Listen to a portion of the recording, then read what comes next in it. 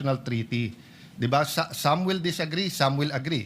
The Supreme Court case na final ni a brilliant man ni Professor Magallona, 'di ba? Nasabi niya sa UNCLOS bumawas yung ating territory. But we're not here to discuss that now. We're discussing number one, yung sagutan ng opisyales at nila. So I just want to point that out, Mr. President, Senator Pangilinan, because we don't want to be hitting each other kung pareho naman pala stand natin in terms of sovereign rights and sovereignty. Let it be oversimplified. Si Senator Amy, kapitbahay natin dalawa, co-owners tayo, may puno ng mangga sa gitna. Sabi ni Senator Amy, sa kanya yon. Sabi natin dalawa, sa atin yon. Tuwing nagbubunga, nag-aaway tayo. Ang problema, mas mayaman sa atin si Senator Amy.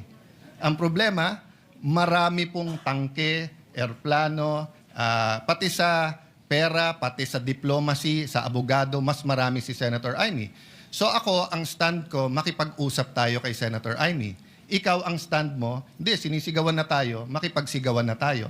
So we have the same stand. Mr. President, let me just finish this sentence. Yes, and I will clarify but ang pinag-uusapan natin, yung approach. Pero as so far as saying na etong puno ng mangga ay atin, pareho tayo. Pero hindi po nakikipagsigawan ang I would not describe yung position taken by this representation as nakikipagsigawan. In fact, maganda yung point ng minority leader, yung kanyang paghahambing na sila, ang China, maraming baril, maraming resources, maraming armamento, etc. At dahil nga doon, napakahalaga na ating isinusulong yung rule of law at yung ating sandigan ay yung international law. Hindi natin maaring labanan ng puwersa ang China. We cannot fight in the area of brute force. And that's why we are fighting in the area of the arbitral ruling, the UNCLOS, the rule of law, international law. Yes. I will not disagree with you. When I said sigawan, it was in the context of magkapitbahay, etc. Because, Mr. President, President Aquino and President Duterte had very different approach. President Aquino, at a certain point, to be fair to him, at a certain point, may bilateral na pag-uusap.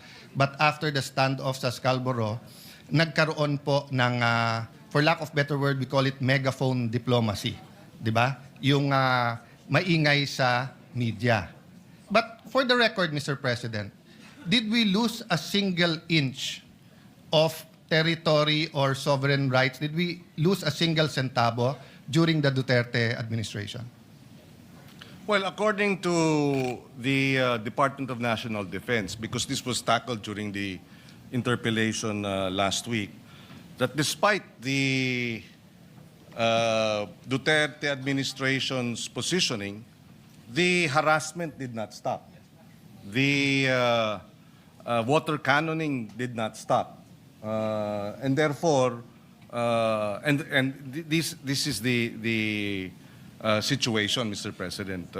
Hindi naman tumigil yung paghaharas. Hindi rin tumigil yung pag-water cannon. Mr. President, we'll speak about that. Iibahin ko yun kasi ibang issue kung yung dispute was live at umaabot ba sa water cannon. Ang tinatanong ko, kasi during President Aquino's time, it's on the record, we lost control of Scarborough. We lost control. May miscalculations na nangyari. Instead of sending a Coast Guard ship, we sent a military ship, Navy, a gray ship, and then nagkaroon ng standoff and then kinontrol ng Chinese. So when President Duterte took over, that's what we had to deal with, the threats that it will further escalate. So from the time that President Duterte took over, June 30, 2016, until the time he left, June 30, 2022, did we lose a single feature, a single square inch? Did we lose part of our territory? I think it's on the record, we did not. Well, if we did not lose any, then we thank the efforts of the past administration. But did we gain Were we able to reverse the losses? I think not. Were we able to improve our trade, direct investments, etc.? I would say not so. Not as robust in terms of other countries. So therefore, may plus minus din po, Mr. President. Well, let me answer that in two ways. First, I appeal to the records. We had more trade than during the Aquino administration. More bananas, other fruits were allowed into China. The tourism went up. First time in our history, lumaban yung dami ng Chinese versus dumami ng Japanese. And then yung hindi nakakapangisda, your staff, I have my support staff, you have your support staff, they can Google it. President Duterte announced that our fishermen can fish. Hindi lang pwede sa loob ng lagoon. And pati yon meron dahilan because spawning grounds yon eh. So hindi dapat mag-fish dun sa loob. Long story short, hindi nakakapag-fish nun. Did we gain? That is now the challenge of the Marcos administration. And that's why I have not commented whether I'm for or against because his national security knows more of what's happening on the ground. And ongoing pa yung kanilang strategy. Do I hope that they will gain? I think there are some gains in the Scarborough. Of course, I hope that they will gain. Kaya nga ulit-ulitin ko. Pareho stand natin, atin to eh. Yung approach natin ang iba. And tayo, nakakapag-discuss tayo. I will agree with you or disagree. You will disagree with me. But I will not call you hypocrite, pro-China, anti-China, anti-Philippines, ganyan. Because precisely, you know, when I was in the Foreign Affairs Department, question ako ng Malaysian, Indonesian, Indonesian more of curiosity at Vietnamese. Bakit ganito yung strategy? Because nakikinabang sila sa strategy natin pag tayo maingay. But I got the shock of my life. Why? Because when I actually became Foreign Secretary, the funds from the United States for the South China Sea, mas malaki ang nakukuha ng Vietnam kaso sa Pilipinas. Ginera nila ang Vietnam, tinalo sila. Tayo, treaty ally, mas malaki. Ang before the administration of President Duterte, binigyan ng same kind of ship or seacraft ang Taiwan sa Pilipinas. Yung sa kanila may weapon system, may communication system. Sa atin, walang weapon system. So Mr. President, what I'm saying is that pareho tayo ng stand. Pareho natin mahal ang Pilipinas. Pareho natin gustong makinabang ang bawat Pilipino, ang anak ng anak ng anak ng anak ng anak natin. You know, President Cory, in her visit to China, actually started the discussion on this. So it's not new, no? So if you have comment, Mr. President, then can I have just a few more preliminary? Go ahead, Mr. President. Just very quickly on the Scarborough Shoal incident. Precisely because of the Scarborough Shoal incident, the Aquino administration proceeded to file the case before the International Tribunal a few years later. I think Yes. 1 year or several months later. And we won, thankfully. Yes. And in that regard, we placed on record that the 9-dash line of China is illegal, according to the UNCLOS, that they're setting up, building destruction of the reefs and building artificial islands and runways was violative of our EEZ, and that alone gave us a strong footing. So strong in the sense that moving forward, several years later, about 60 countries have recognized the 2016 ruling Yes. that favored precisely the Philippine position and counting. So I'd like to think that yes, that incident in Scarborough was most unfortunate that it led to that, but because of that incident, we, as a smaller nation, decided that the way to addressing the challenge of a bigger nation, more powerful nation, is by way of the rule of law, by international law. Yes, Mr. President. But there were many things that happened in between. One, we made the mistake of sending a gray ship. Number two, if the records I read is correct, we made the mistake of relying on back channeling and an alleged, until now, walang confirmation o denial, kung totoong nag-mediate ang Amerika at sinabing pag umalis yung ships nyo, aalis din yung Chinese ships, umalis yung ship natin, hindi umalis yung Chinese ship. So I leave that to history to judge. But one question on the arbitral ruling. Is it a total victory o meron din parts na nagka-problema tayo? Well, there is this concern that, which was already raised previously, that because the Kalayaan Group of Islands is not within the EEZ rather, then it creates some questions regarding our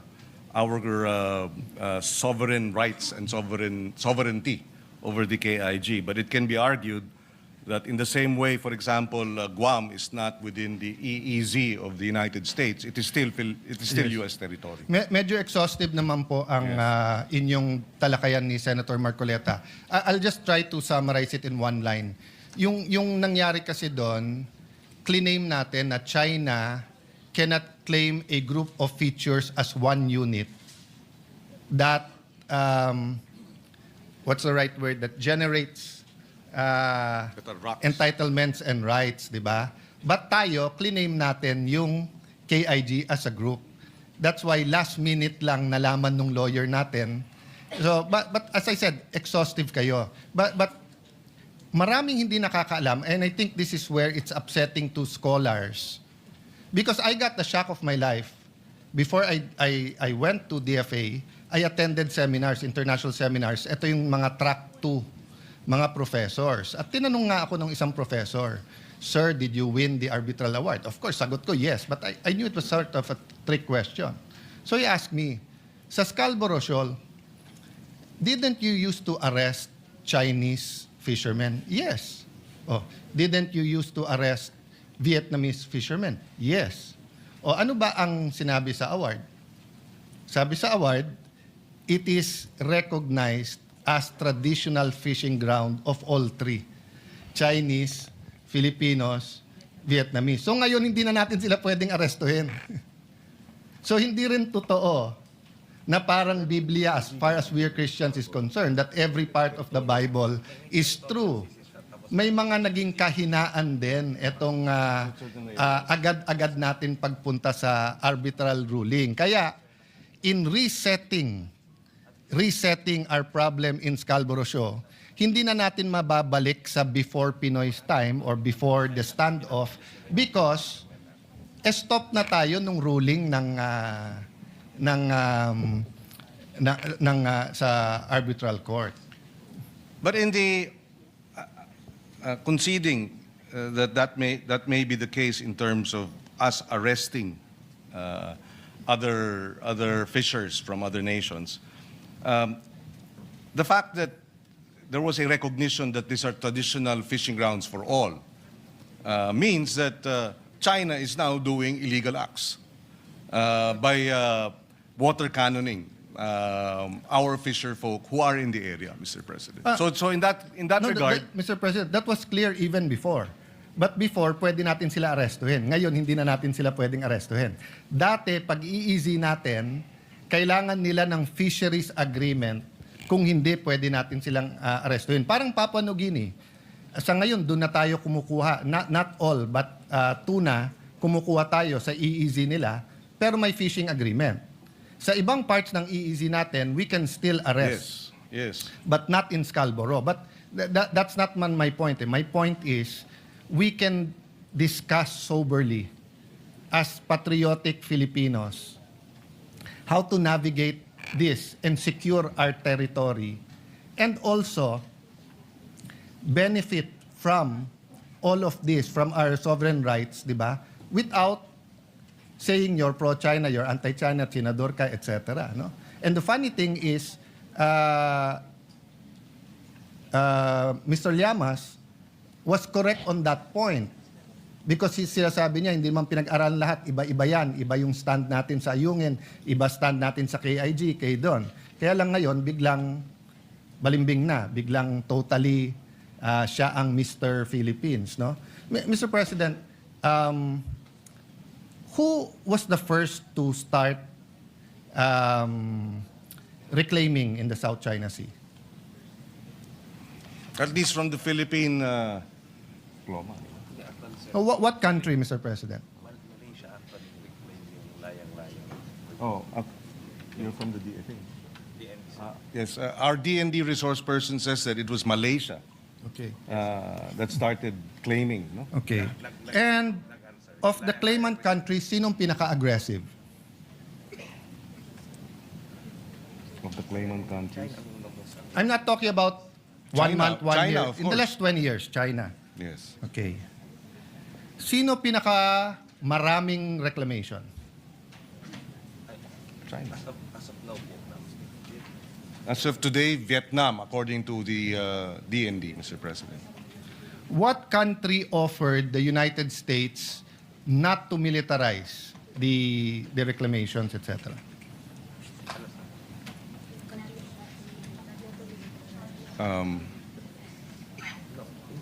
Actually, Philippines was the first. President Ramos was the first to say not to militarize that. Ramos. Yeah, before. Yes, according to our resource person, it was President Ramos who first Okay. requested not to militarize the area, Mr. Okay. President. Not bad yung taga-DND, sir. You got 1 out of 4 questions correct. Not bad. The first to reclaim was Vietnam. The most aggressive to reclaim and most islands is Vietnam. Yes, that's correct. The most aggressive is Vietnam. The country to first propose to President Obama not to militarize na hindi tinanggap ng American government is China. President Xi was still vice president there. It's recorded in many, many books. I recommend you read yung kay Mahubani, a great diplomat, a great professor of the Lee Kuan Yew School of Government. No? Instead of saying yes, they continued to send their Navy ships because of the freedom of navigation. And China reacted the same way that US reacted to missiles on Cuba. No? So the next question, Mr. President, inside our EEZ, sino ang pinakamaraming reclamation? Right now, it is, as I'm made to understand, it is Vietnam. Okay. Sinong pangalawa?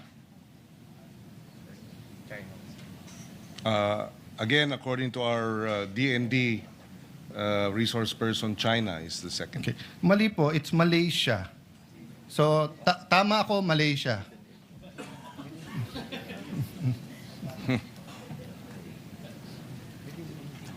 Kasi, Malaysia has 5. Well, if he considers the one by Taiwan because of the one China policy, then tied ang Malaysia at saka China.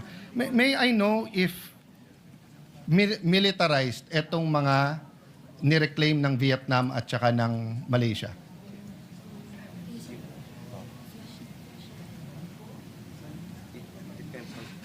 Depends naman kung naglalagay ng military office. Yung sa Vietnam, they have their own military. Yes, according to our resource persons in Vietnam, there are military personnel and officers. And So officials. military personnel lang naman, but hindi militarized. Well, yes, he not in the context or not. In the context of the Chinese. Yes, not in the relative to. Okay. Ang Malaysia po. Sige, can you show? Sa Malaysia, sir, may military and then they also pay civilianized islands. Similar. They have the military, but they also have civilianized islands, Mr. President.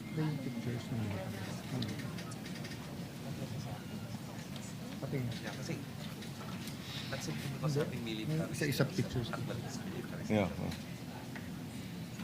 It's part of defense. So doing national defense on our part is not actually military. Sige nga.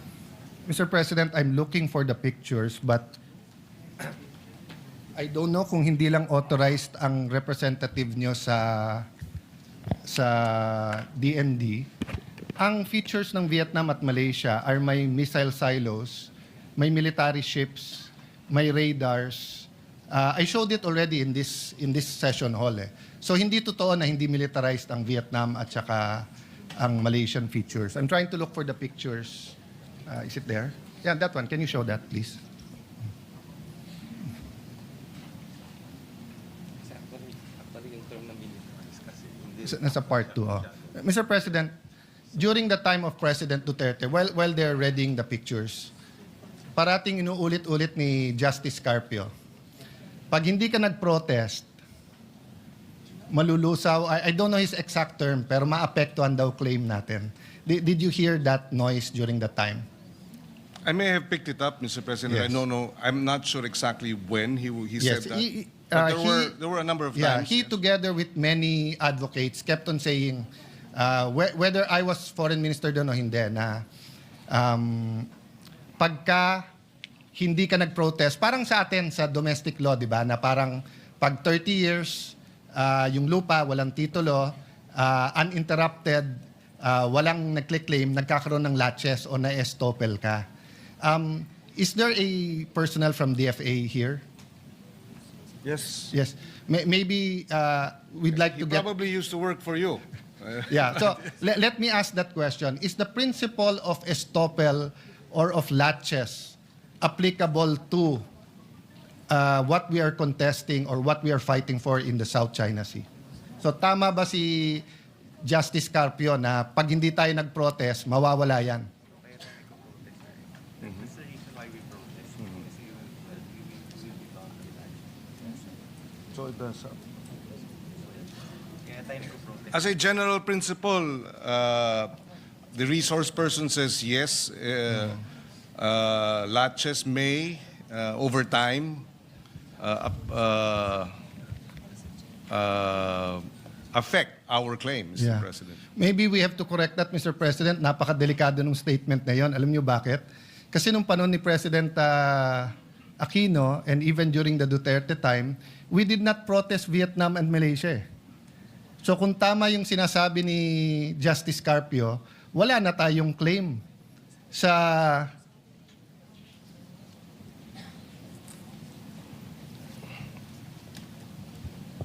Well, sa 38 features ng China so, na clinic-claim nila, ang nasa loob ng EEZ natin 4, sa 24 na clinic-claim ng Vietnam, nasa EEZ natin 11, tapos yung Malaysia may 5, Taiwan, yung Ito Island, nasa loob, hindi natin pre-notice yun, Mr. President.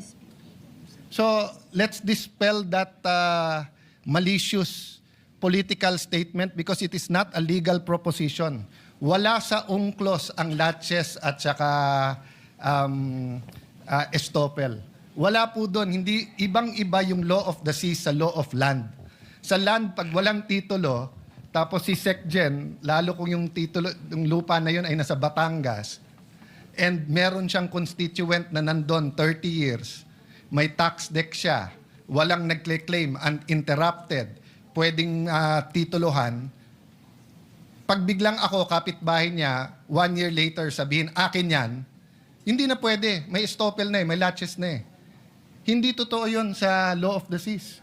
Kahit 1,000 taon, kahit bumangon yung mga mummies at dun sa mga pyramid sa Egypt, atin pa rin yon, no, Mr. President. I mean, we don't have to debate it today, courtesy if the DFA wants to answer that. But if that is their answer, and that wasn't their answer to me when I was secretary, because I asked everyone in DFA, I asked them, kung tama si Justice Carpio at hindi nag-protest during the time of President Aquino, we will file the protest now. Sabi, sir, hindi kailangan.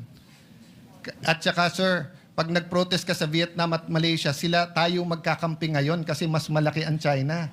Tayo sa ASEAN ang nag-uusap-usap.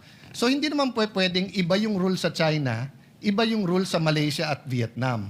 In terms of legal, Mr. President. In terms of legal, that's correct. In approach, I In terms of realities, yes, we do in, have in to certain do. realities, like for example, the water cannons, di ba? Yes. Yes. Yes. So, Mr. President, eto example, Hison Reef. My eyes isn't as good as it used to be, but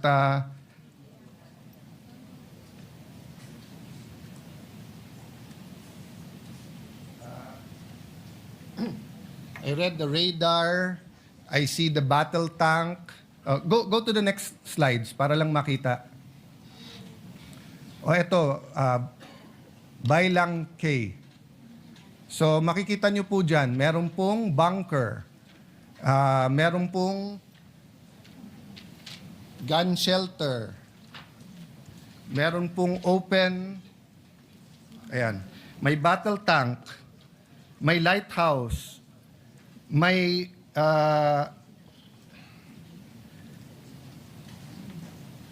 speedboats, may pier. Next slide. The Sincoe East Reef, if I'm pronouncing it right, ha? Meron tong 3-sweep twisted blade turbine for power. May battle tank. May 12.7 mm HMG. Concrete bunkers. At the time I got this and President Duterte allowed me to show it, ongoing pa yung construction nila. Next, Vietnam, Pugad Island. Sa Pugad Island, may battle tank, may anti-aircraft artillery. So let me ask the DND representative, through of course you gentleman, ang mga airplano ba natin, helicopters or Coast Guard, dumidikit sa mga island ng occupied ng Vietnam? Yung dumidikit sa islands na rin. Hindi, tayo dumidikit. Hindi tayo dumidikit. Hindi daw tayo dumidikit. Yes. And that is why walang water cannon. That is why hindi natin napapanood sa balita yung you are in Vietnamese territory, move out. Because iniiwasan natin yung sa Malaysia at Vietnam. That's not the only reason, Mr. President. Kasi nga, hindi iniwasan ng China ang Sierra Madre. Sila mali doon, tama tayo doon. I don't contest that. This is my point, Mr. President. We're not being totally truthful to the Filipino people of what's happening sa West Philippine Sea, South China Sea. And as we strengthen to face China, Malaysia and Vietnam are also strengthening. I don't know if the resource person from DND has the information how many submarines does Vietnam have. In the area? Officers, parang 6 ata. There are a number Yes. of... And how many does Malaysia have? I think 3.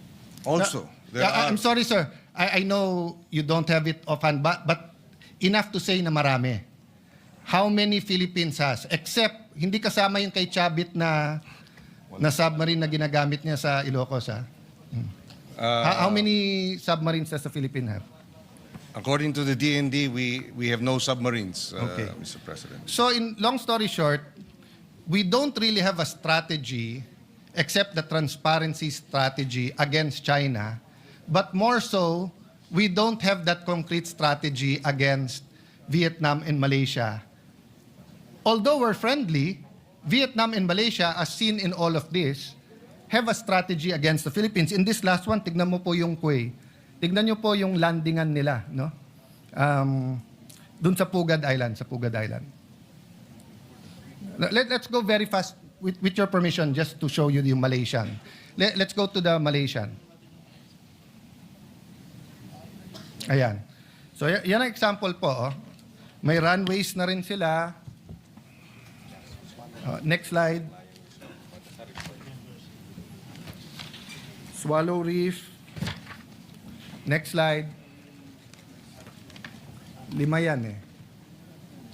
So anyway, sige, let's stop there. But the point I want to make, Mr. President, is kailangan natin magkaisa sa issue na to. Atin to. And some want to make it a political issue. Sila pro-China, kami anti. Hindi po. Pare-pareho tayong pro-Philippines. pero may mga detalye na kailangan pag-usapan natin ng husto. So I'll go straight to the resolution unless you wanna Yes, please. just react. Yeah. To the resolution, Mr. President, is it correct that ang pinagmulan nito ay yung presentation ni Commodore Tariela na may depiction in caricature or whatever the right name is of President Xi sa presentation niya? Ito ba yung pinagmulan nito? Hindi naman, di ba? Even before that. Yeah. I think that may be one of the issues raised, but I don't think it began with that, Mr. President. No, Mr. President, because bago po yung yung Chinese ambassador eh. So all the disputes with the former ambassador, kung meron man, was covered by the 19th Congress eh. Kompleto naman tayo ng resolution eh. So lumala ito nung nagkaroon ng caricature regarding the president of China. So, asan yung side by side? Pakita mo. So, siguro ito question ko. Let's, with your permission, Mr. President, Senator Pangilinan, let's focus on Commodore Tariela muna, no? Let me state this for the record muna, ha? I don't doubt his patriotism. I don't doubt his contribution to the cause. At lahat ng ginawa niya na opisyal at tama, wala akong problema. Okay. This is one picture. Pero nasan yung picture ni Presidente na nung sa ASEAN ba yon or sa APEC? Hindi, yung nilapitan niya bigla si President Xi. Meron ka nun, di ba? Ito muna. Ano sa dalawa ang opisyal ng Pilipinas? Yung mag-usap tayo, magdebate, ipaglaban natin atin, pero sa simbolo ng watawat at sa simbolo ng Pangulo ng bawat bansa, cordial tayo, or ang official ba natin ay umikot tayo at gumawa tayo ng mga caricature at siraan natin ang image ng presidente ng kabila? Which is our official policy? If I may just clarify, Mr. President, because the mention of the caricature. Mr. President, according to the information, the caricature came out January 14. But even before that, Mr. President, I publicly came up with a statement expressing concern about the military exercises, live military exercises undertaken by China in the Taiwan Straits. That was in December. And there, Mr. President, I was called out by the Chinese embassy spokesperson saying, reminding me that I should respect the one China policy. And so the issue of Tariela cannot be isolated, Mr. President. Okay.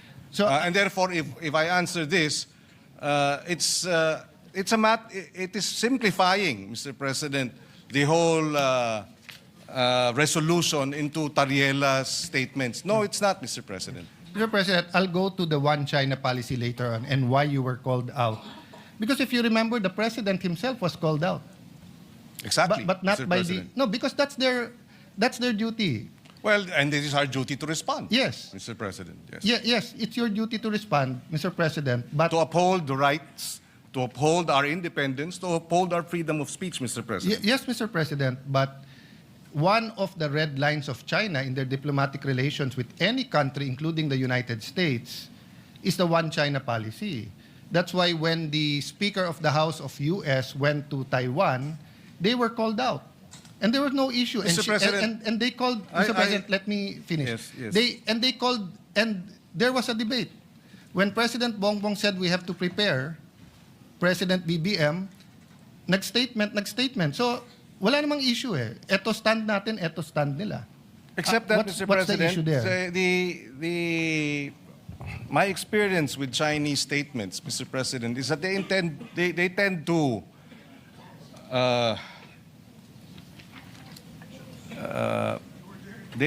to be inaccurate, or they tend to make wrong, false accusations. Mr. President, I was chairperson of the Council of Asian Liberals and Democrats. Our organization was blacklisted by China. And the accusation was that the Council of Asian Liberals and Democrats, of which I was chairperson, was supporting Taiwanese independence, which was a lie, Mr. President.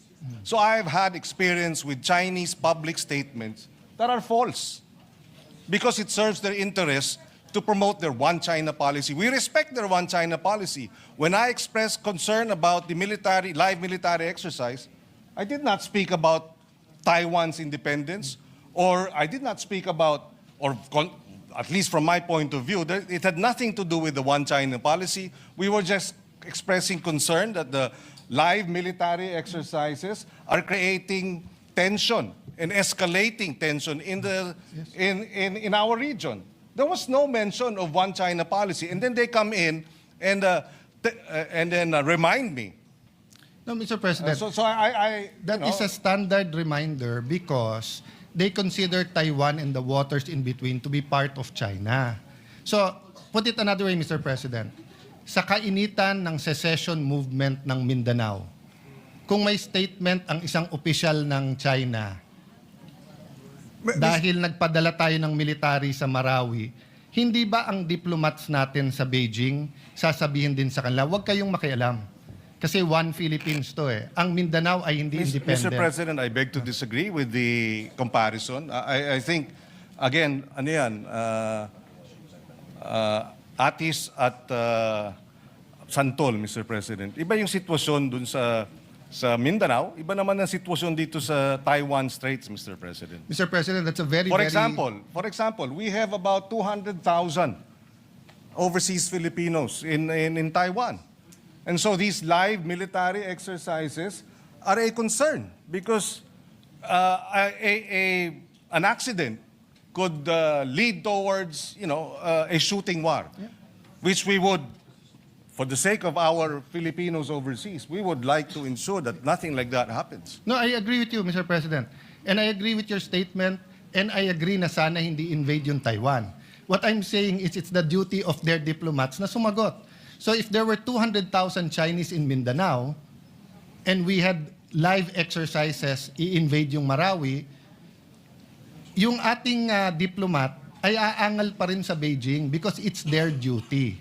Diba? But to move on from that, Mr. President, okay, going back to Commodore Tariela, sa resolution nyo po kasi nakalagay dito in their performance of the official duties. So, tinanong ng ambassador ng China sa DFA, official ba yan? Which is tama and normal. So, if in Beijing, yung isang